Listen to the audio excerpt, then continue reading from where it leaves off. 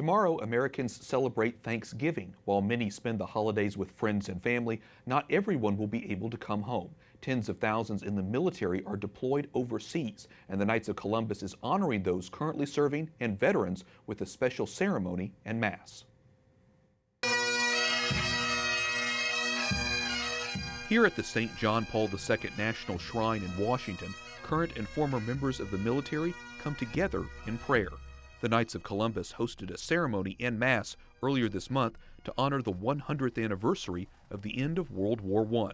Carl Anderson, the Supreme Knight, says the commemoration encourages Americans to reflect on important questions. Are we worthy? Are we living a life worthy as Americans for the sacrifice of so many who came before us? Anderson pointing out the World War I uniform and helmets on display. But one of the most fascinating pieces is a crucifix.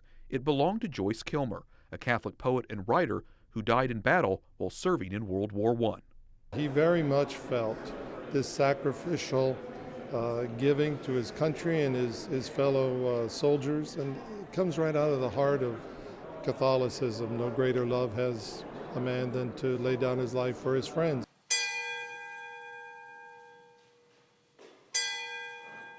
In remembrance of those who laid down their lives, a tolling of a bell. Kathy Thorpe, a captain in the Navy, had the honor.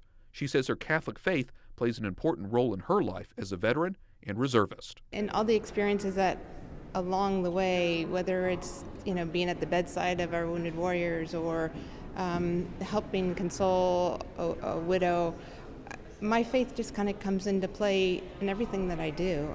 Thorpe says she's hoping to help other veterans grow in their faith. She's a volunteer for the Warriors to Lourdes pilgrimage, which brings wounded, ill, or injured U.S. military members to Lourdes, France. The Marian Shrine is known for its baths, where dozens of miraculous healings have been documented. Colonel Charles Galena helps organize the pilgrimage. Over the years, he's seen spiritual transformations. Many of our warriors come with great family and marital problems because of all the separation and the struggle and the sacrifice on both the warrior, but even on the families even more so. And so this past year we saw two families that were literally in divorce when they came to Lourdes and reaffirmed their vows before they left. A reminder of how faith continues to strengthen our servicemen and women to this day.